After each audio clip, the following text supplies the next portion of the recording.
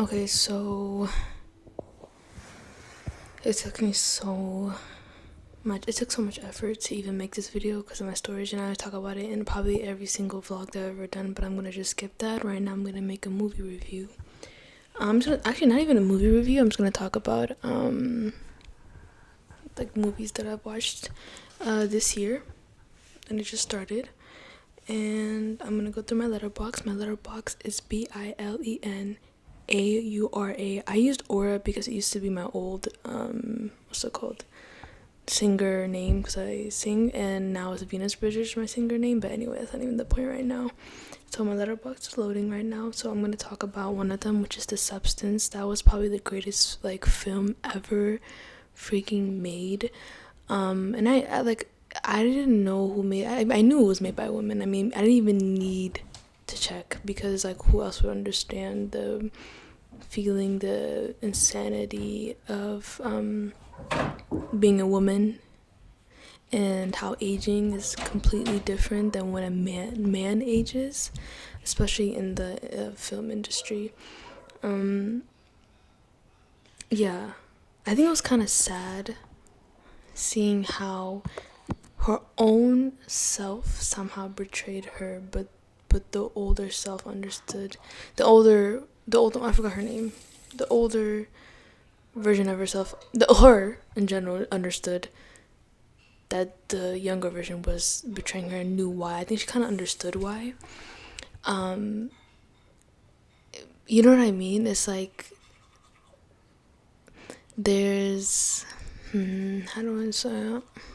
There's this thing of like nothing is ever enough for me in that movie that I feel like is the most connected to this society, with like, wanting to look younger. You're gonna hear some barking, by the way, so sorry about that.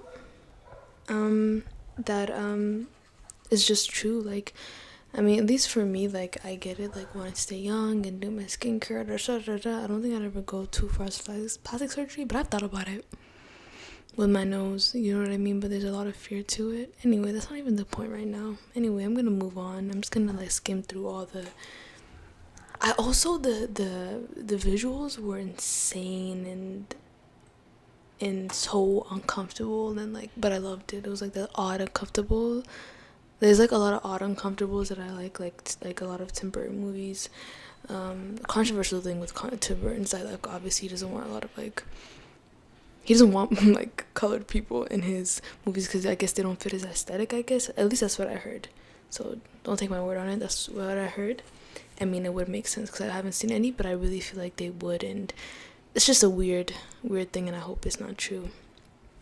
Anyway, I watched We Live in a Time, and I was waiting for the perfect moment to watch it, and when I watched it, it felt like, I saw a comment that it felt rushed, right? Like, it's her life and whatever. Spoiler alert, by the way, her life and stuff. Well, not really spoiler. Should I say spoiler? I don't know. I mean, I guess y'all know what's about already. It felt rushed, the movie, I feel like. And,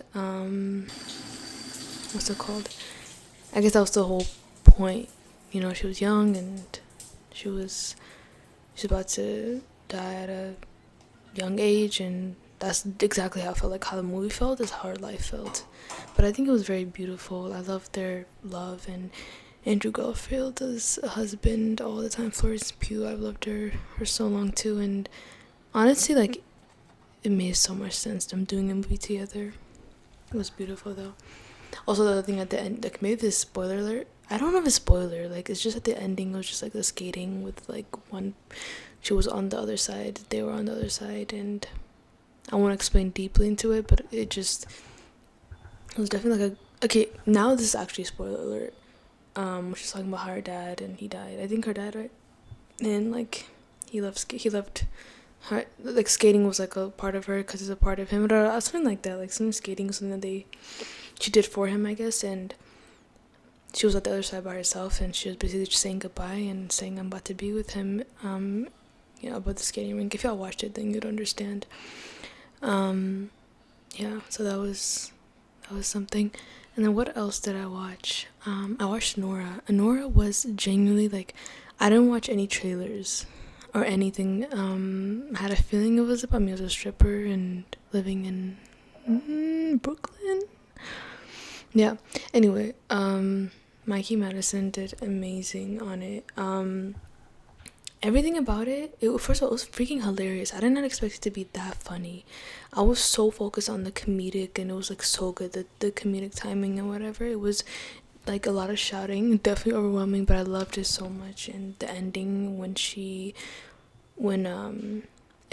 Igor was, they were looking at each other, Nora and Igor, and she was trying to like, she was trying to claim her power at the end, or something, or was it like wait, at the end? Let me think. It's like, where's the grandma? All that stuff. Yeah, I think like sex was a way for her to claim her power or to say thank you or all that stuff, and it was a very her way of loving, and her way of like sex, and her idea of sex was very detached. You know, it was all about the body and giving pleasure and not anything with passion or actual love. And as a stripper, that can happen, I feel like, because I'm not saying they have sex, but there's this detachment with sex and love and putting them together. And Igor was trying to look into her eyes while they were about to have sex, and she didn't. She just kept like no, like kind of like restraining herself from looking at him, and she just started crying because obviously it's just like it was just like it was different, and it was actual. It was like something that she's not used to, and I think that didn't make her. It broke her down. So yeah, that was, you know. What else did I watch? I think time is about to run out for me for this for the video. So yeah, if you want to see my letterbox, it's BILENAURA. Thanks for watching, and goodbye.